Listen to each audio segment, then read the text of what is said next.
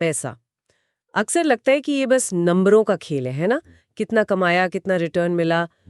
लेकिन क्या हुआ अगर मैं कहूँ कि ये दिमाग, हमारी भावनाओं और हमारी सुनी सुनाई कहानियों का खेल ज्यादा है। आज हम मॉर्गन हाउसल की एक जबरदस्त किताब धन संपत्ति का मनोविज्ञान यानी द साइकोलॉजी ऑफ मनी के हिंदी संस्करण से कुछ ऐसे ही चौंकाने वाले सच जानने वाले हैं। तो इस किताब के जरिए हमारी आज की जो ये खोजबीन है, इसका मकसद यही समझना है कि हम पैसे को लेकर जैसा सोचते हैं वैसा सोचते क्यों हैं, और फिर ये समझ हमें बेहतर पैसे वाले फैसले लेने में कैसे मदद कर सकती है। हम बचत, जोखिम, अमीर बनने और उससे भी मुश्किल अमीर बने रहने जैसी बातों पर गहराई से बात करेंगे। तो सबसे पहली और शायद सबसे जरूरी बात यह है कि पैसे के मामले में कोई भी पागल या मूर्ख नहीं होता। सुनने में थोड़ा अजीब लगे, पर किताब यही कहती है कि लोग जो भी पैसे से जुड़े फैसले लेते हैं वो उनके अपने तजुर्बों के हिसाब से, मतलब बिल्कुल सही लगते हैं उन्हें। बिल्कुल बिल्कुल सही कहा। किताब में दो बड़े दिलचस्प एकदम उल्टे उदाहरण हैं इस बात के। एक तरफ एक अमीर टेक्नोलॉजी कंपनी का बड़ा अधिकारी है जो मजे के लिए सच में सोने के सिक्के समुद्र में फेंक देता है। क्या? सोने के सिक्के समुद्र में? हाँ। और दूसरी तरफ हैं रोनाल्ड रीड, एक साधारण से चौकीदार और सफाई कर्मचारी, मतलब जैनिटर, जिन्होंने गुपचुप तरीके से जब उनकी मौत हुई तो पीछे लगभग $8 मिलियन यानी करीब 60 करोड़ रुपए की जायदाद छोड़ी। 60 करोड़? एक सफाई कर्मचारी ने? ये कैसे हुआ? हाँ, अब विश्वसनीय लगता है पर सच है। उन्होंने सालों तक एक गैस स्टेशन पर काम किया, फिर एक डिपार्टमेंट स्टोर जेसी पेनी में वहां फर्श साफ किया। बहुत ही कम खर्चे में जिए, मतलब जितना बचा सकते थे बचाया, और उस पैसे को ब्लू चिप स्टॉक्स में लगा दिया। अच्छा, यानी बड़ी जानी मानी कंपनियों में? हाँ, भरोसेमंद कंपनियों के शेयरों में। और फिर दशकों तक इंतजार किया, कंपाउंडिंग ने अपना काम किया। दूसरी तरफ वो अमीर अधिकारी, उसका पैसे को लेकर नजरिया बिल्कुल अलग था। शायद उसने पैसे की वो कदर कभी जानी नहीं, तो दोनों के बर्ताव उनके अपने अनुभवों से निकले थे। अपनी अपनी जगह उन्हें सही लग रहे थे। ये वाकई ये सोचने वाली बात है। मतलब कि हमें किसी के पैसे से जुड़े फैसले को तुरंत पागलपन या बेवकूफ़ी कह देना, ये ठीक नहीं है। शायद उनकी अपनी दुनिया में, उनके अपने इतिहास के हिसाब से उसका कोई ना कोई मतलब हो। बिल्कुल। जैसे ये सोचिए, जिन लोगों ने वो भयानक मंदी देखी थी, ग्रेट डिप्रेशन, हाँ। उनका शेयर बाजार को देखने का नजरिया उस इंसान से बिल्कुल अलग होगा जिसने बाजार को सिर्फ ऊपर, हमेशा ऊपर जाते देखा है। राइट, सही बात है। और ये तजुर्बे सिर्फ बाजार के उतार चढ़ाव तक ही सीमित नहीं है। सोचिए ना, अलग अलग वक्त और जगह पर पले बड़े लोगों ने महंगाई को, बेरोजगारी को, यहाँ तक कि रिटायरमेंट और कॉलेज की पढ़ाई जैसी चीज़ों को भी कितना अलग महसूस किया होगा। जैसे जिनका जन्म मान लीजिए 1960 के दशक में अमेरिका में हुआ, उन्होंने अपनी जवानी में आसमान छूती महंगाई देखी, जबकि 1990 में जन्मे लोगों ने शायद ही इस पर कभी खास ध्यान दिया हो। सच तो ये कि ये रिटायरमेंट की प्लानिंग या यूनिवर्सिटी की इतनी महंगी पढ़ाई, ये सब तो काफ़ी नई चीज़ें हैं। 100 साल पहले ये सब कहाँ आम था। हाँ, ये तो है। इसलिए हम सब पैसे से जुड़े नए मसलों में एक तरह से, क्या कहते हैं, नौसिखिए ही हैं। बिल्कुल। और जब हम सब नौसिखिए हैं तो शायद किस्मत और जोखिम का रोल हमारी सोच से कहीं ज्यादा बड़ा हो जाता होगा। किताब बिल गेट्स का उदाहरण देती है। ये तो सबको पता है कि वो जीनियस है, लेकिन क्या ये पता है कि वो दुनिया के शायद इकलौते हाई स्कूल में पढ़े जहां उस जमाने में, मतलब 1968 में, एक कंप्यूटर था। हाँ, ये तो किस्मत हुई ना। हाँ, ये कमाल की किस्मत थी बिल्कुल। लेकिन सिक्के का दूसरा पहलू भी है, जोखिम। गेट्स के ही एक स्कूल के दोस्त थे, केंट इवांस, उतने ही होशियार, उतने ही कंप्यूटर के दीवाने। अच्छा। हाँ, लेकिन स्कूल खत्म होने से पहले ही एक पहाड़ चढ़ने के हादसे में उनकी मौत हो गई। ये जोखिम है। तो गेट्स की सफलता में उनकी मेहनत और दिमाग तो था ही, पर अच्छी किस्मत भी थी, वो कंप्यूटर वाला स्कूल मिलना, और बुरी किस्मत से बचना भी था, मतलब इवांस जैसा कोई हादसा ना होना। असल में किसी की भी सफलता में मेहनत, किस्मत और जोखिम को अलग अलग करना, ये बहुत मुश्किल काम है। सही बात है। हम अक्सर सफल लोगों को देखकर सिर्फ उनकी मेहनत या उनका दिमाग देखते हैं, किस्मत और जोखिम को बिल्कुल अनदेखा कर देते हैं। बिल्कुल। और कई बार तो हम समझ ही नहीं पाते, जैसे बेंजामिन ग्राहम, जो वॉरेन बफे के गुरु माने जाते हैं। हाँ, वैल्यू इन्वेस्टिंग के पितामह। हाँ, उन्होंने जाइको नाम की कंपनी में एक बड़ा निवेश किया जिसने उन्हें बहुत अमीर बनाया। वो खुद मानते थे कि ये काफी हद तक किस्मत की बात थी। या सोचिए, मार्क जुकरबर्ग ने जब याहू का वो बड़ा ऑफर ठुकराया तो उन्हें जीनियस कहा गया। लेकिन जब याहू ने खुद माइक्रोसॉफ्ट का ऑफर ठुकराया तो उसे बेवकूफ कहा गया। नतीजा देखकर कहानी गढ़ना बहुत आसान है, पर उस वक्त लिए गए फैसलों में थोड़ी सी किस्मत या बदकिस्मती का बहुत बड़ा हाथ हो सकता है। कामयाबी और लापरवाही के बीच की लकीर कई बार बहुत बहुत बारीक होती है। और यहीं पर शायद ये समझना जरूरी हो जाता है कि बस बहुत हुआ, या अंग्रेजी में कहें तो इनफ किसे कहते हैं। मुझे वो कहानी याद आ रही है कर्ट वोनेगेट और जोसेफ हेलर की, एक अमीर आदमी की पार्टी में। हाँ, वोनेगेट इशारा करते हैं अपने मेजबान की तरफ, जो एक हेज फंड मैनेजर और अरबपति है, और हेलर से पूछते हैं कि कैसा लगता है जानकर कि ये आदमी एक दिन में तुमसे ज्यादा कमा लगता है जितना तुम्हारी मशहूर किताब कैच 22 ने आज तक कमाया है। हाँ, और हेलर का जवाब शानदार था। वो कहते हैं, हाँ, पर मेरे पास कुछ ऐसा है जो उसके पास कभी नहीं होगा। क्या? इनफ, यानी पर्याप्त, मेरे पास काफी है। वाह, ये बहुत गहरी बात है। बहुत गहरी। सोचिए, रजत गुप्ता पहले से ही करोड़ों के मालिक थे, मैकिन्जी के हेड रह चुके थे, क्यों इनसाइडर ट्रेडिंग के चक्कर में पड़े? बनी मैडॉफ, जिनका अपना एक कामयाब इज्जतदार बिजनेस था, क्यों उन्होंने इतिहास का सबसे बड़ा पॉन्जी स्कैम किया? या LTCM नाम का एक बहुत बड़ा हेज फंड था, उसमें नोबेल पुरस्कार विजेता तक पार्टनर थे, वो खुद करोड़पति थे, फिर भी उन्होंने इतना ज्यादा जोखिम लिया कि सब कुछ डूब गया। इन सब कहानियों से एक ही सबक मिलता है, जब आप ये तय नहीं कर पाते कि आपके लिए कितना काफी है, तो आप और ज्यादा पाने के लालच में वो सब कुछ दांव पर लगा देते हैं जो आपके पास पहले से है और जिसकी आपको जरूरत भी है। वॉरेन बफेट की वो सलाह याद आती है, जो आपके पास है और जिसकी आपको जरूरत है, उसे कभी भी उस चीज के लिए दांव पर मत लगाओ जिसकी आपको जरूरत नहीं है। एकदम सही, एकदम। ये पैसे का शायद सबसे जरूरी नियम है, सोने में लिखवाने लायक। चलिए, बफेट की बात आई है तो कंपाउंडिंग यानी चक्रवृद्धि ब्याज की ताकत पर आते हैं। ये भी एक कमाल की चीज है। किताब कहती है कि बफेट की जो आज इतनी दौलत है, उसका राज सिर्फ ये नहीं कि वो एक बेहतरीन निवेशक है, बल्कि ये है कि वो बचपन से यानी बहुत बहुत लंबे समय से निवेशक हैं। ये बात वाकई चौंका सकती है, लेकिन उनकी लगभग 84.5 बिलियन डॉलर की नेटवर्थ में से आप अंदाजा लगाइए कितना? आधा, 60%। 81.5 बिलियन डॉलर उनके 65वें जन्मदिन के बाद बनी है। क्या कह रहे हैं? मतलब लगभग सारी दौलत 65 के बाद? अरे बाप रे! हाँ, बिल्कुल। ये दिखाता है कि सिर्फ अच्छा रिटर्न पाना ही सब कुछ नहीं, बल्कि सालों साल, दशकों तक टिके रहना ये कितना ज्यादा जरूरी है, शायद हमारी सोच से भी कहीं ज्यादा। एक और निवेशक हैं, जिम साइमंस, रिनेंसास टेक्नोलॉजीज वाले। उनका सालाना रिटर्न बफेट से कहीं ज्यादा रहा है, शायद 66% सालाना बनाम बफेट का लगभग 22%। 66%? ये तो कमाल है। हाँ, कमाल है। लेकिन बफेट ने 75 साल से ज्यादा निवेश किया है, जब वो बच्चे थे तब से, जबकि साइमंस ने काफी कम समय। अंदाजा लगाइए, अगर बफेट ने मान लीजिए 30 की उम्र में निवेश शुरू किया होता और 60 में रिटायर हो जाते हैं, जैसा कि ज्यादातर लोग सोचते हैं, तो उनकी दौलत आज के मुकाबले कितनी होती? कम होती, जाहिर है, पर कितनी? 99.9% कम होती। 99.9% कम? ये तो अविश्वसनीय है ना? कंपाउंडिंग का जादू हमारी सहज बुद्धि के एकदम खिलाफ जाता है। हम 8 + 8 + 8 जोड़ना आसानी से समझ लेते हैं, पर 8 गुणा 8 गुणा 8, उसका असर सोचना मुश्किल है। इसीलिए हम इसकी असली ताकत को अक्सर कम आंकते हैं। तो इसका मतलब हुआ कि सिर्फ पैसा कमाना या अमीर बनना ही काफी नहीं है, उससे भी जरूरी है अमीर बने रहना, टिके रहना। बिल्कुल, यही असली चुनौती है। अमीर बनना एक बात है, अमीर बने रहना बिल्कुल दूसरी। यहीं पर जेसी लिवरमोर और अब्राहम जर्मांस्की की 1929 की कहानी आती है। 1929 में जब अमेरिकी बाजार बुरी तरह गिरा, वो ग्रेट क्रैश, लिवरमोर ने शॉर्ट सेलिंग करके यानी बाजार गिरने पर पैसा बनाकर बहुत पैसा कमाया।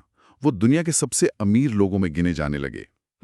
उसी गिरावट ने जर्मांस्की नाम के एक और बड़े स्पेक्यूलेटर को बर्बाद कर दिया। लेकिन कहानी यही खत्म नहीं होती है ना? नहीं, बिल्कुल नहीं। अगले 4 सालों में लिवरमोर ने बड़े बड़े दांव लेना जारी रखा, भारी कर्ज लिया, शायद वो इनफ वाली बात भूल गए, और आखिरकार वो सब कुछ गंवा बैठे जो उन्होंने कमाया था। अंत में उन्होंने आत्महत्या कर ली। तो दोनों अमीर तो बने, पर उसे बनाए नहीं रख सके। अमीर बने रहने के लिए सबसे जरूरी है टिके रहना, सर्वाइवल, बर्बाद होने से बचना। इसके लिए थोड़ी विनम्रता चाहिए, ये समझना कि जो आज कमाया है वो कल जा भी सकता है। चीजें हमेशा अच्छी में ही रहती। एक और उदाहरण है रिक गैरीन का। वो चार्ली मंगर और बफेट के पार्टनर जैसे थे, बर्कशायर हैथवे के शुरुआती निवेशकों में से थे। अच्छा। हाँ, लेकिन 1973-74 की मंदी में उन्होंने इतना उधार ले रखा था, मतलब लीवरेज, कि जब बाजार गिरा तो मार्जिन कॉल आ गई। उन्हें अपने शेयर बहुत कम दाम पर बफेट को ही बेचने पड़े। वो अमीर बने रहने से चूक गए, सिर्फ इसलिए कि वो बाजार की गिरावट झेल नहीं पाए, टिके नहीं रह पाए। तो टिके रहना, सर्वाइवल, ये ज्यादा जरूरी है शायद रिटर्न से भी। और शायद इसी से जुड़ा है किताब का एक और दिलचस्प आइडिया, पूछ की घटनाएं या टेल इवेंट्स, यानी वो गिनी चुनी चीजें जो ज्यादातर नतीजों के लिए जिम्मेदार होती हैं। हाँ, ये बड़ा दिलचस्प कॉन्सेप्ट है और हर जगह लागू होता है। सोचिए वॉल्ट डिज्नी के बारे में। उन्होंने अपनी पहली फिल्म स्नो वाइट से पहले सैकड़ों कार्टून बनाए थे। ज्यादातर ठीक-ठाक चले, कुछ फ्लॉप हुए। कंपनी हमेशा कर्ज में डूबी रहती थी। फिर 1938 में आई Snow White and the Seven Dwarfs. सिर्फ एक फिल्म, और इसने रातों रात कंपनी का सारा कर्ज चुका दिया, स्टूडियो को अपने पैरों पर खड़ा कर दिया और डिज्नी का पूरा भविष्य बदल दिया। कमाल है। ये एक टेल इवेंट था, एक असाधारण दुर्लभ घटना जिसका असर बहुत बड़ा, मतलब बाकी सब पर भारी पड़ने वाला था।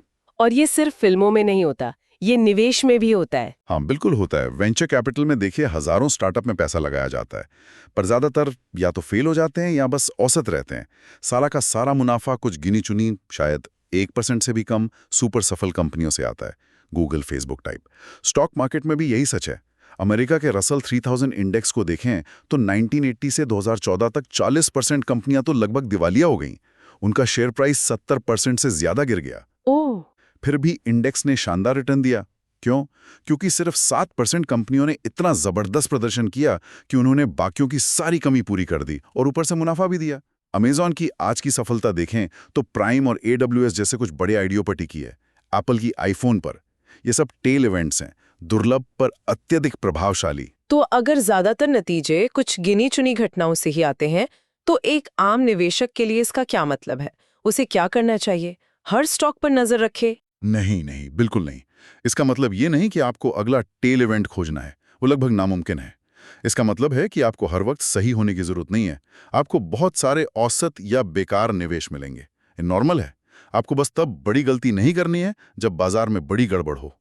नेपोलियन ने कहा था, एक जीनियस वो है जो तब साधारण काम कर सके जब उसके आसपास सब लोग अपना आपा खो रहे हों।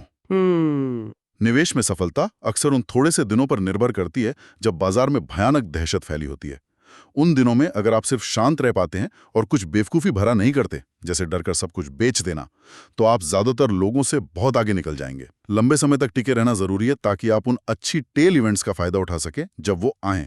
आपको मैदान में रहना होगा। और टिके रहने की क्षमता शायद इस बात से भी आती है कि पैसा असल में हमें देता क्या है। किताब कहती है कि पैसे की सबसे बड़ी असली कीमत है अपने समय पर कंट्रोल पाना। ये बहुत बहुत अहम बात है। सच्ची खुशी का ताल्लुक, रिसर्च दिखाती है, अक्सर इस बात से होता है कि हम अपनी मर्जी से अपना वक्त बिता पा रहे हैं या नहीं। क्या हम वो कर सकते हैं जो हम चाहते हैं, जब हम चाहते हैं, जिसके साथ हम चाहते हैं? जॉन डी रॉकफेलर, जो अपने समय के सबसे अमीर आदमी थे, उनका ज्यादातर वक्त सिर्फ सोचने में बीतता था। वो कोई शारीरिक मेहनत नहीं करते थे, दफ्तर नहीं जाते थे, बस सोचते थे और फैसले लेते थे। ये था कंट्रोल। आज की दुनिया में तो ये मुश्किल लगता है। हाँ, मुश्किल है। आज की दुनिया में भी जहां हम ज्यादातर दिमागी काम करते हैं, हमारा दिमाग काम के बाद भी ऑफिस के बारे में, ईमेल्स के बारे में सोचता रहता है। ऐसा लगता है काम कभी खत्म ही नहीं होता। हमें लगता है कि हमारा अपने समय पर कंट्रोल नहीं है, और जब हमें ये महसूस होता है कि हमारा अपने समय पर कंट्रोल नहीं है, तो खुशी कम हो जाती है, भले ही हमारा बैंक बैलेंस बढ़ रहा हो। वो कंट्रोल पैसे से खरीदा जा सकता है। ये उसकी सबसे बड़ी वैल्यू है। और इसी से जुड़ी एक और बड़ी दिलचस्प बात किताब में है कि असली संपत्ति वो है जो दिखती नहीं। बिल्कुल, संपत्ति वो पैसा है जो कमाया गया पर खर्च नहीं किया गया, यानी बचत। जी। और बचत दिखती नहीं है। हमें महंगी कारें दिखती हैं, बड़े घर दिखते हैं, इंस्टाग्राम पर छुट्टियां दिखती हैं, वो खर्चा है। पर किसी का सेविंग्स अकाउंट या इन्वेस्टमेंट पोर्टफोलियो नहीं दिखता। रोनाल्ड रीड की संपत्ति, वो जो सफाई कर्मचारी थे, सालों तक किसी को नहीं दिखी, क्योंकि संपत्ति देखना मुश्किल है, इसलिए इससे सीखना भी मुश्किल है। हम अक्सर दौलत को खर्चे से जोड़ देते हैं, जबकि असली दौलत बचत से बनती है। खर्चा दौलत का दुश्मन है एक तरह से। तो आप कह रहे हैं कि कितनी कमाई है या कितना रिटर्न मिल रहा है, उससे ज्यादा जरूरी है कि हम बचा कितना रहे। बचाते बचत रहो। दर ज्यादा महत्वपूर्ण है। हाँ, काफी हद तक। खासकर उन चीजों में जिन पर हमारा कंट्रोल है। आपकी इनकम कितनी होगी या बाजार कितना रिटर्न देगा, इस पर आपका पूरा कंट्रोल नहीं है। ये ऊपर नीचे हो सकता है, लेकिन आप अपनी इनकम का कितना हिस्सा बचाते हैं, ये काफी हद तक आपके हाथ में है। आप अपने खर्चे कंट्रोल कर सकते हैं। इसे 1970 के दशक के तेल संकट की तरह सोचिए। उस संकट का हल नया तेल खोजने से उतना नहीं निकला जितना गाड़ियों और घरों को ज्यादा एनर्जी एफिशिएंट बनाने से निकला। मतलब खपत कम करने से। अच्छा उदाहरण है। हाँ, बचत करना ज्यादा भरोसेमंद तरीका है अपनी वित्तीय स्वतंत्रता बनाने का, बजाय इसके कि हम सिर्फ ऊंची इनकम या हाई रिटर्न के पीछे भागते रहें। ये सब सुनकर ऐसा लग रहा है कि पैसे के फैसले सिर्फ ठंडे दिमाग और कैलकुलेशन से, मतलब लॉजिक से नहीं लिए जा सकते। किताब कहती है कि हमें पूरी तरह तर्कशील, रैशनल होने के बजाय यथोचित, रीजनेबल होना चाहिए। इसका क्या मतलब हुआ? ये दोनों अलग कैसे हैं? ये बड़ा महत्वपूर्ण फर्क है। तर्कशील का मतलब है सिर्फ गणित और आंकड़ों के आधार पर सबसे सही ऑप्टिमल फैसला लेना, जैसे स्प्रेडशीट पर दिखता है।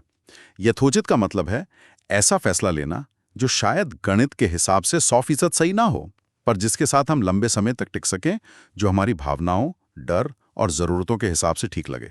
उदाहरण के लिए हैरी मार्कोविट्ज, जिन्हें निवेश पोर्टफोलियो बनाने के गणितीय मॉडल के लिए नोबेल पुरस्कार मिला। हाँ? उन्होंने अपना खुद का पैसा उस मॉडल के हिसाब से नहीं लगाया। क्या? क्यों? उन्होंने कहा कि उन्होंने अपना पैसा स्टॉक और बॉन्ड में 50-50 बांट दिया। क्यों? ताकि उन्हें बाद में पछतावा ना हो। अगर स्टॉक गिरे तो बॉन्ड सहारा दें, बॉन्ड कमजोर हो तो स्टॉक।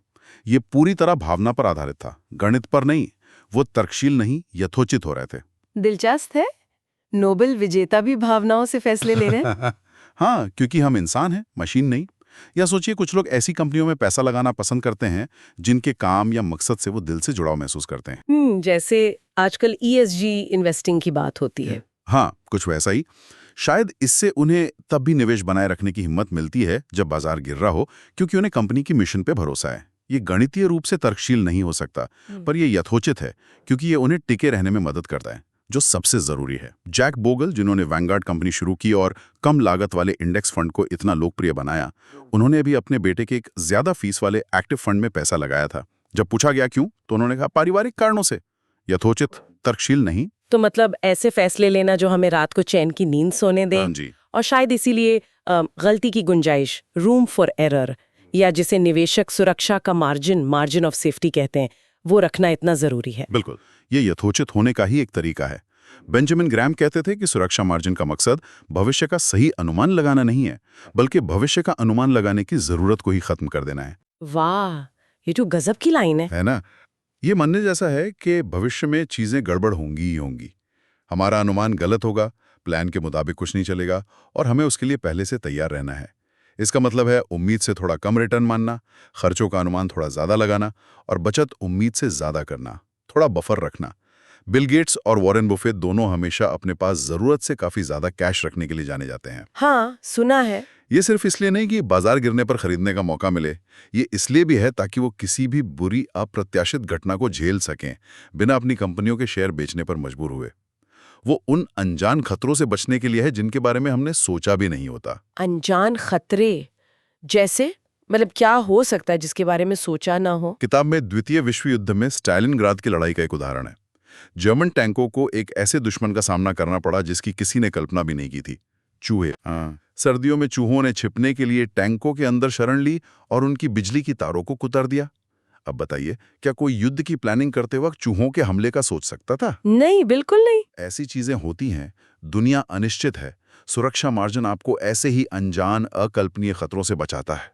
यह आपको खेल में बनाए रखता है। ये तो हुई बाहरी दुनिया की अनिश्चितता, लेकिन किताब एक और बड़ी चुनौती की बात करती है। हम खुद भी तो समय के साथ बदल जाते हैं। हमारे लक्ष्य, हमारी इच्छाएं, वो हमेशा एक जैसी नहीं रहती। सही कहा। ये एक बहुत बड़ा सच है जिसे हम अक्सर अनदेखा करते हैं।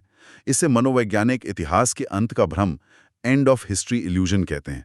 हम सब मानते हैं कि हाँ, हम बीते 10 सालों में तो बहुत बदले हैं। हमारी पसंद नापसंद, हमारे विचार सब बदल गए, लेकिन आने वाले 10 सालों में नहीं, अब हम ज्यादा नहीं बदलेंगे। हाँ, ऐसा लगता तो है। लेकिन ये सच नहीं है। हम लगातार बदलते रहते हैं। जो लक्ष्य आपने 18 साल की उम्र में अपने लिए तय किया था, हो सकता है 30 या 50 की उम्र में वो आपको बिल्कुल बेमानी लगे। आपकी प्राथमिकताएं बदल सकती हैं। इसीलिए जिंदगी में जरूरत से ज्यादा किसी एक ही चीज पर फोकस करना, जैसे सिर्फ पैसा बचाने पर या सिर्फ करियर पर बहुत जोर देना, ये खतरनाक हो सकता है। थोड़ा संतुलन और लचीलापन चाहिए, ताकि जब आप बदलें तो आपकी जिंदगी भी आपके साथ मुड़ सके, आपको टूटना ना पड़े। एक्सट्रीम फैसलों से बचना बेहतर है। और इस बदलते हुए मैं का, इसका बाजार के बुलबुलों से क्या लेना देना है? किताब इसे भी जोड़ती है। सीधा लेना देना है। बुलबुले अक्सर तब बनते हैं जब लोग दूसरों की देखा देखी निवेश करने लगते हैं, ये समझे बिना कि दूसरा इंसान शायद बिल्कुल अलग खेल खेल रहा है। उसके लक्ष्य, उसकी समय सीमा बिल्कुल अलग है। सोचिए .com बबल के बारे में या अमेरिका के हाउसिंग बबल के बारे में। कीमतें तेजी से बढ़ने लगी क्योंकि बहुत से लोग छोटी अवधि के लिए खरीद बिक्री कर रहे थे, डे ट्रेडर्स। उनके लिए ऊंची कीमत ठीक थी क्योंकि वो तो कुछ घंटे या दिन में बेचकर निकलने वाले थे। उनका खेल अलग था। लेकिन फिर लंबी अवधि के निवेशक जो सालों तक निवेशित रहना चाहते थे, वो ये देखकर कूद पड़े कि अरे, कीमतें तो रॉकेट की तरह बढ़ रही हैं। जरूर इन ट्रेडर्स को कुछ पता होगा जो हमें नहीं पता। अच्छा, वो FOMO, fear of missing out. हाँ बिल्कुल। वो ये भूल गए कि उनका खेल अलग है। उन्हें सालों तक उस घर में रहना था या उस स्टॉक को होल्ड करना था। उनके लिए वो ऊंची कीमत पर खरीदना सरासर बेवकूफ़ी थी, बर्बादी का रास्ता था। इसीलिए अपना खेल पहचानना बहुत जरूरी है। मेरे लक्ष्य क्या है, मैं कितने समय तक निवेशित रह सकता हूँ, और दूसरों के खेल से प्रभावित ना होना, ये उससे भी ज्यादा जरूरी है। ये बहुत अहम बात है। अपना खेल पहचानो। अच्छा, ये सब बातें आशावाद और निराशावाद की तरफ भी ले जाती हैं। किताब का एक और सेक्शन है जो कहता है कि निराशावाद ज्यादा आसानी से बिकता है, ज्यादा विश्वसनीय लगता है। ऐसा क्यों है भाई? अच्छी बातें क्यों नहीं बिकती? हाँ, ये दिलचस्प है ना। इसके कई कारण हैं। पहली बात, निराशावाद सुनने में ज्यादा समझदारी भरा लगता है, स्मार्ट लगता है। कोई कहे सब बढ़िया चलेगा तो वो थोड़ा भोला या अनजान लगता है, पर कोई कहे आगे बड़ा खतरा है, सब बर्बाद हो जाएगा, तो वो बुद्धिमान, अनुभवी लगता है। हाँ, ये तो है। डराने वाला ज्यादा ज्ञानी लगता है। बिल्कुल। दूसरी बात, बुरी खबरें और नकारात्मक घटनाएं ज्यादा तेजी से होती हैं और हमारा ध्यान तुरंत खींचती हैं। एक दिन में बाजार 10% गिर सकता है, पर 10% बढ़ने में वक्त लगता है। तरक्की धीमी और उबाऊ होती है, गिरावट अचानक और सनसनीखेज। मीडिया भी इसे ही ज्यादा दिखाता है। तीसरी बात, निराशावाद अक्सर ये मान लेता है कि आज की बुरी चीजें ठीक नहीं होंगी, वो हमेशा बनी रहेंगी। ये सोचना आसान है, लेकिन इतिहास गवाह है कि इंसान समस्याओं का हल निकाल ही लेता है। हालात बदलते हैं, हम अनुकूलन करते हैं। जैसे वो तेल संकट वाला उदाहरण आपने पहले दिया था। हाँ बिल्कुल। 2008 के आसपास जब तेल बहुत महंगा हुआ, तो हर तरफ यही माहौल था कि तेल खत्म होने वाला है, दुनिया रुक जाएगी, इकोनॉमी ठप हो जाएगी। मुझे याद है। लेकिन हुआ क्या, ऊंची कीमतों ने नई टेक्नोलॉजी जैसे फ्रैकिंग को बढ़ावा दिया। कंपनियों ने तेल निकालने के नए, पहले महंगे लगने वाले तरीके अपनाए, और नतीजा, तेल का उत्पादन उम्मीद से कहीं ज्यादा बढ़ गया। निराशावाद अक्सर ये भूल जाता है कि बाजार और लोग वो जड़ नहीं है, वो बदलते हालात के हिसाब से खुद को ढाल लेते हैं। समस्याएं समाधान को जन्म देती हैं। सही कहा। और आखिर में किताब एक सबसे शक्तिशाली चीज की बात करती है, कहानियां। किताब कहती है कि हम आंकड़ों से ज्यादा कहानियों से प्रभावित होते हैं। नंबर्स नम, स्टोरीज स्टिक। बिल्कुल, ये बहुत पावरफुल आइडिया है। जरा उस एलियन वाले उदाहरण के बारे में सोचिए जो किताब में है। मान लीजिए एक एलियन 2007 में धरती पर आता है और फिर 2009 में। वो देखता है कि बिल्डिंगें वैसी ही हैं, सड़कें वैसी हैं, फैक्ट्रियां वैसी ही चल रही हैं, लोगों का ज्ञान और उनकी क्षमता भी वैसी ही है। फिजिकली कुछ खास नहीं बदला। लेकिन 2007 में अर्थव्यवस्था ठीक ठाक चल रही थी, लोग आशावादी के। 2009 में वही अर्थव्यवस्था तबाह हो चुकी थी, लोग डरे हुए थे। क्यों? क्योंकि कहानियां बदल गईं, जो हम खुद को बता रहे थे। एग्जैक्टली। 2007 में हमने खुद को कहानी सुनाई थी कि घरों की कीमतें हमेशा बढ़ती रहेंगी, बैंक बहुत मजबूत हैं, लोन लेना आसान और सुरक्षित है। 2009 में हमने वो कहानी सुनानी बंद कर दी। हमारा भरोसा उठ गया। हमने नई कहानी सुनानी शुरू की कि घर खरीदना खतरनाक है, बैंक भरोसे लायक नहीं है, भविष्य अनिश्चित है। सिर्फ कहानी बदली और उसने सब कुछ बदल दिया। अर्थव्यवस्था को असल में कहानियां ही चलाती हैं, उम्मीद की कहानियां, डर की कहानियां। यहाँ दो बातें याद रखने वाली हैं। पहली, हम उन कहानियों पर ज्यादा आसानी से यकीन कर लेते हैं जो हम सुनना चाहते हैं, जो हमारी पहले से बनी धारणाओं से मेल खाती हैं। इसे कन्फर्मेशन बायस कहते हैं। दूसरी, हम सबका दुनिया के बारे में ज्ञान अधूरा है। बहुत सी चीजें हमें नहीं पता। कहानियां उन खाली जगहों को भरती हैं, हमें दुनिया को समझने का एक ढांचा देती हैं। इसलिए हमेशा गलती की गुंजाइश रखना जरूरी है, क्योंकि हो सकता है जो कहानी हम खुद को सुना रहे हैं वो पूरी सच्चाई न हो या अधूरी हो। वाह, क्या क्या जबरदस्त चर्चा रही है। तो आज की इस गहरी खोजबीन से ये बिल्कुल साफ है कि पैसा सिर्फ हिसाब किताब या स्प्रेडशीट का खेल नहीं है। ये पूरी तरह से इंसानी मनोविज्ञान है। हमारे तजुर्बे, हमारे डर, हमारी किस्मत का रोल, जोखिम लेने की हमारी क्षमता और वो कहानियां जो हम खुद को और दूसरों को सुनाते हैं, ये सब मिलकर हमारे पैसे से जुड़े फैसले तय करते हैं। कितना काफी है ये जानना, वक्त की कंपाउंडिंग की ताकत को समझना, बचत की आदत डालना, पूरी तरह तर्कसंगत न होकर यथोचित होना, गलती की गुंजाइश रखना और सबसे जरूरी अपना खेल पहचानना। ये कुछ बड़े सबक है जो हमने आज मॉर्गन हाउसल की किताब से सीखे। सच कहा, बहुत अच्छी तरह से समेटा आपने। और किताब का निचोड़ शायद यही है कि पैसे के सबसे जरूरी फैसले कंप्यूटर स्क्रीन पर नहीं बल्कि अक्सर घर पे खाने की मेज पर लिए जाते हैं। वो नंबरों से कम और हमारी भावनाओं, हमारे रिश्तों, हमारी चिंताओं और हमारे भविष्य के सपनों से ज्यादा जुड़े होते हैं। इसलिए कोई एक सही जवाब नहीं होता जो सबके लिए काम करे। वही सही है जो आपके और आपके परिवार के लिए काम करे, जो आपको रात में चैन से सोने दे। जैसे किताब ने एक डॉक्टर का उदाहरण दिया है। स्टडीज दिखाती हैं कि डॉक्टर अक्सर मरीजों के लिए जिस आक्रामक इलाज की सलाह देते हैं, वैसा इलाज वो खुद बीमार पड़ने पर अपने लिए कम ही चुनते हैं। अच्छा, ऐसा क्यों? क्योंकि जब बात खुद पर आती है तो सिर्फ आंकड़े और संभावित नतीजे नहीं दिखते, तब भावनाएं, डर, आराम, परिवार, ये सब चीजें भी भारी पड़ती हैं। तब वो तर्कशील से ज्यादा यथोचित हो जाते हैं। बिल्कुल, ये बहुत मायने रखता है। तो आखिर में हमारे सुनने वालों के लिए एक सवाल छोड़ जाते हैं, ये सोचते हुए कि पैसे से जुड़ी हमारी कई धारणाएं और विश्वास हमें अपने परिवार या समाज से विरासत में मिली कहानियों पर आधारित होती हैं। क्या कोई ऐसी एक कहानी या विश्वास है जिस पर आपको लगता है कि आज दोबारा सोचने की जरूरत है? कोई ऐसी सीख जो शायद अब उतनी कारगर न हो? जरूर सोचिएगा इस पर।